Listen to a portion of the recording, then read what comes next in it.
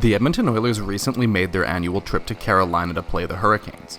Playing in Carolina will always spark a wide variety of emotions among many Oilers fans. On one hand, losing to the Hurricanes in Game 7 of the Stanley Cup Final after a magical playoff run was incredibly heartbreaking.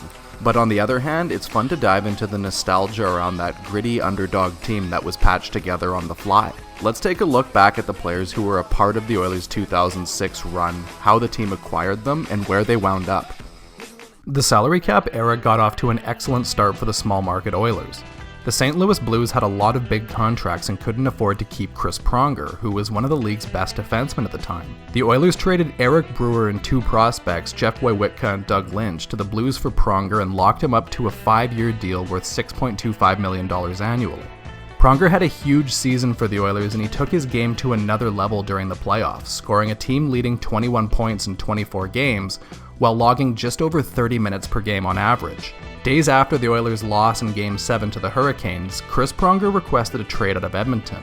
Apparently the Oilers went around the draft table and handed out sheets of paper to 4 teams with what they'd want in return for Pronger in a trade. Anaheim Ducks general manager Brian Burke quickly pulled the trigger. The Ducks sent the Oilers Joffrey Lupul, D prospect Ladislav Smyth, a first and second round pick, and a conditional first round pick if the Ducks went on to win the Stanley Cup in 2007, which they did. 3 years after being traded from the Oilers to the Ducks, Anaheim dealt Pronger to the Philadelphia Flyers in a nearly identical trade to the previous one.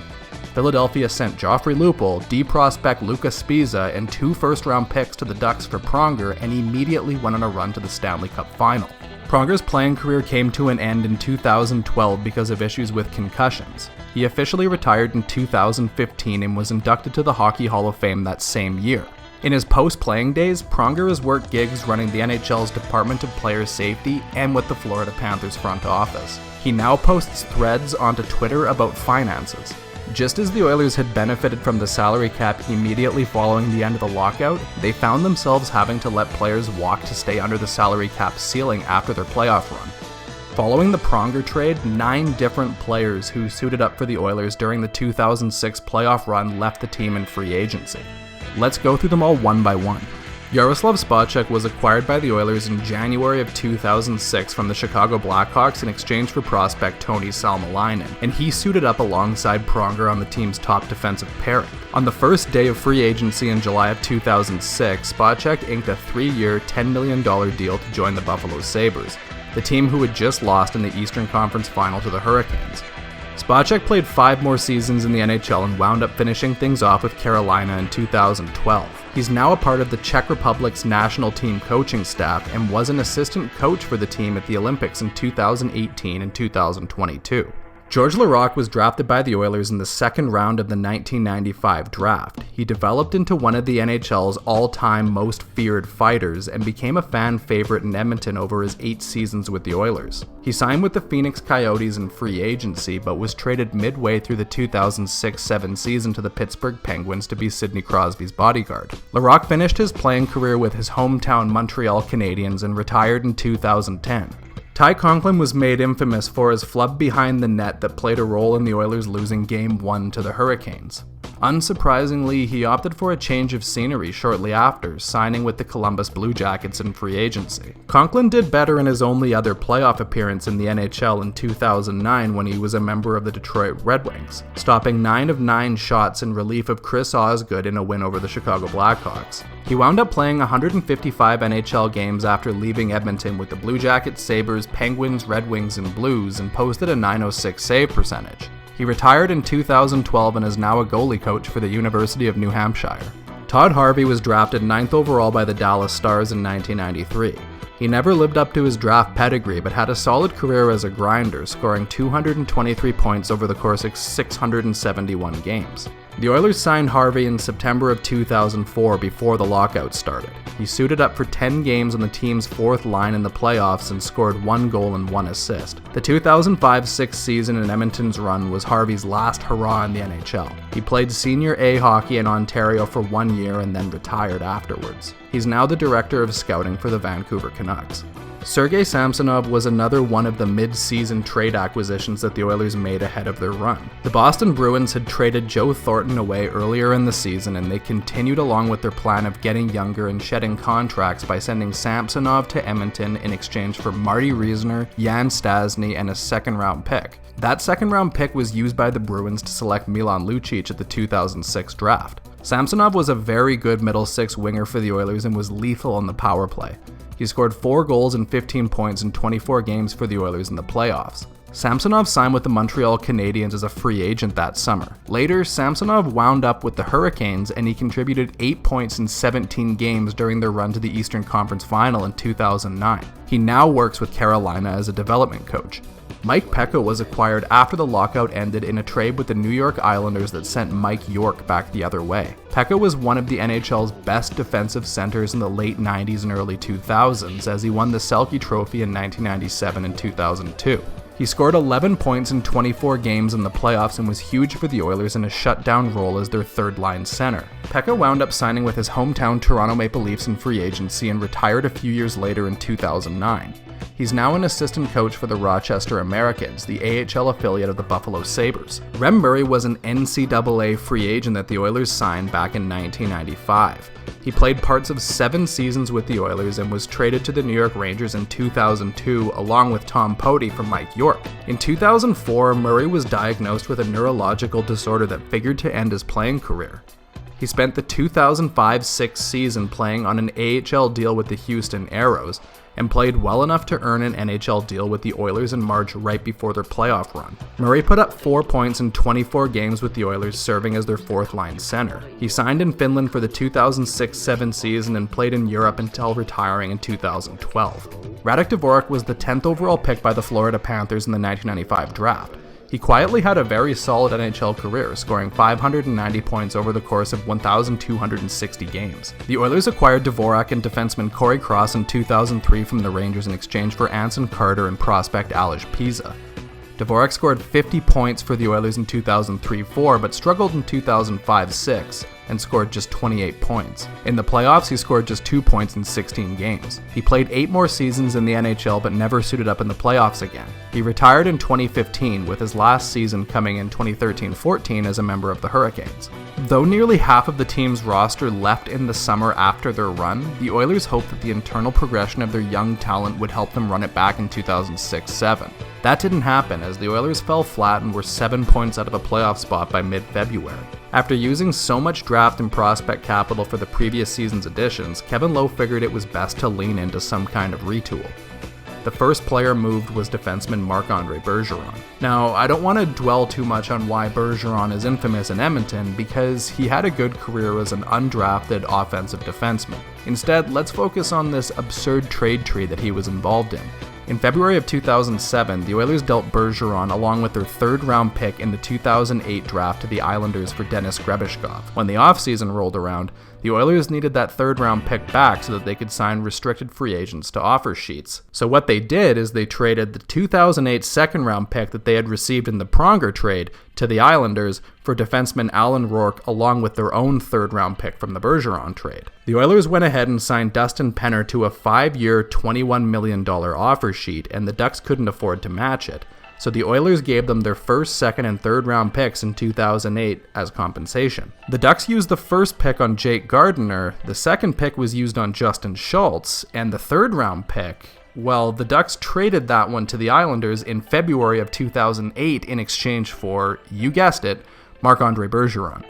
Bergeron played a few more seasons in the NHL and was a part of 2 deep playoff runs, one by the Habs in 2010 and one by the Lightning in 2011. He retired in 2017 and is now the general manager of the Trois-Rivières Lions of the ECHL, and his head coach on that team is another former Oiler, Eric Belanger. The big mid-season trade that Lowe made during the 2006-07 season that really signaled that the Oilers were moving in a brand new direction came right before the trade deadline. The Oilers and Ryan Smyth, their longest tenured player and leading scorer, couldn't agree to a contract extension, so he was traded to the New York Islanders in exchange for prospects Robert Nilsson and Ryan O'Mara along with a first-round pick, which was later used on defenseman Alex Plant. The timing couldn't have been worse, as the Oilers were retiring Mark Messier's number 11 that night before a game with Wayne Gretzky's Phoenix Coyotes. The tone in the building was incredibly awkward, as the heart and soul of the team had been moved for Magic Beans just a few hours earlier, and Kevin Lowe was noticeably absent during the ceremony. The Oilers lost that game 3-0 and promptly went on a 12-game losing streak in Smyth's absence and finished the season with a 32-43-7 record. Smyth wound up inking a 5-year deal with the Colorado Avalanche in free agency worth $6.25 million annually. As bad as all of this was at the time, the Ryan Smyth story has a happy ending, which I'll get to later in the video. Edmonton's retool continued in the offseason as another key veteran was moved in a deal designed to make the team younger. Jason Smyth, who had been the team's captain since 2001, was traded along with Joffrey Lupul to the Philadelphia Flyers in exchange for defenseman Jani Pitkanen and veteran winger Jeff Sanderson. Smyth played one season in Philly and then played one more season with the Ottawa Senators before retiring in 2009. He worked for the Sens in scouting and development and then joined their coaching staff for the 2014-15 and 2015-16 seasons. He's now an assistant coach for the Lehigh Valley Phantoms, the Flyers' AHL affiliate. Beyond that trade, the Oilers also had 3 members of the 2006 team walk in free agency. 2 of them were Toby Peterson and Brad Winchester, who left on the same day at the same time to sign with the Dallas Stars. Peterson was a 9th-round pick of the Pittsburgh Penguins from the 1998 NHL Draft and was signed by the Oilers as a free agent in 2004. Peterson didn't suit up for the Oilers during the 05-06 regular season, but he played 2 games for them in the playoffs. He scored the opening goal in Edmonton's Game 3 win over the Mighty Ducks of Anaheim. Peterson spent 7 seasons with the Stars organization, splitting time between the NHL and AHL before retiring in 2014. Brad Winchester was a 2nd-round pick of the Oilers in the 2000 draft, and 2005-06 was his rookie season in the NHL. His first NHL goal was the game-winning goal in Edmonton's much-needed win over the Detroit Red Wings in Game 2 of the first round of the playoffs. Winchester played 390 NHL games between the Stars, Blues, Ducks, and Sharks before retiring in 2015. He's now an assistant coach with the University of Wisconsin. Jussi Markkanen was thrown into a very difficult situation after Dwayne Roloson was injured in Game 1 of the Stanley Cup Final. He fared admirably, posting a .905 save percentage between Games 2 and 7, highlighted by a shutout in a must-win Game 6. But why didn't Markkanen come into Game 1 in relief of Roloson after he got hurt? This is because the Oilers rotated their backup goalies throughout the run, with Ty Conklin doing one game and Markkanen doing the next. Both goalies had matching .880 save percentages during the regular season, so the coaching staff apparently couldn't determine a tiebreaker. Markkanen left the Oilers for Europe after 2006-07 to play in Finland, and he played 11 more seasons in Europe before retiring in 2018. He's now the GM of a Liga team in Finland. Dick Tarnstrom was one of the 10 players who left the Oilers in the off-season of 2006, as he spent the 2006-07 season playing in Sweden, but he returned for the 2007-08 season, so I waited until now to talk about him. Tarnstrom was one of the trades that Kevin Lowe made on January 26th of 2006 before the playoff run, with the other one being acquiring Spacek from Chicago. The Oilers sent Corey Cross and prospect Yanni Rita to the Penguins for Tarnstrom. He suited up for 10 games for the Oilers in the playoffs and picked up 2 assists. The Oilers traded Tarnstrom to the Columbus Blue Jackets in February of 2008 in exchange for Curtis Glencross, who was a really solid 4th-line winger for the team, but they decided to let him walk in free agency, and he inked a deal with the Calgary Flames. Tarnstrom, meanwhile, returned to Sweden again following the 2007-08 season. He played 5 more seasons and retired in 2013, and now works as a development coach in Sweden's U20 league. The 2008 offseason featured another summer of retooling for the Oilers, as some of the key young players from their playoff run were traded away. The first trade came in late June as the Oilers moved Jarrett Stoll and Matt Green to the Los Angeles Kings in exchange for Lubomir Visnovsky. Stoll and Green were both 2nd-round picks by the Oilers from the 2002 draft. Green was a rookie in 2005-06 and rotated in on the 3rd defensive pairing in the playoffs, and Stoll broke out that season as a very good two-way center, scoring 22 goals and 68 points. Stoll and Green won the Stanley Cup with the Kings in 2012 and 2014, and they still work for the organization as development coaches. The next trade came a few days later as the Oilers sent Raffi Torres to the Columbus Blue Jackets in exchange for Gilbert Brulé. Torres was the 5th overall pick by the Islanders in the 2000 draft. He struggled to break through with New York, and the Oilers acquired him in 2003 in exchange for defenseman Jani Niitema. Torres broke out with 20 goals in his first season with the Oilers in 2003-04 and improved to 27 goals in 2005-06. He scored 4 goals and 11 points during the team's playoff run, but he's mostly remembered for his huge, sometimes very dirty hits. Torres played 6 more seasons in the NHL and was part of the Vancouver Canucks' run to the Stanley Cup Final in 2011. In the 2015-16 preseason, he threw a hit to the head of Anaheim Ducks forward Jacob Silfverberg and was suspended for 41 games. He never suited up in the NHL after that and wound up retiring in 2016. The following summer in 2009, the Oilers waved goodbye to goaltender Dwayne Roloson. Of all of Kevin Lowe's mid-season additions in 2005-06, acquiring Roloson was undoubtedly the most important. Edmonton's biggest weakness through that season was goaltending. They allowed the fewest shots against of any team in the NHL in 2005-06, but were a bubble playoff team because Jussi Markkanen, Ty Conklin, and Mike Morrison combined for an .881 save percentage. Just before the trade deadline, the Oilers acquired Roloson from the Minnesota Wild in exchange for a first-round pick. That pick was later flipped to the Kings and was used on Trevor Lewis.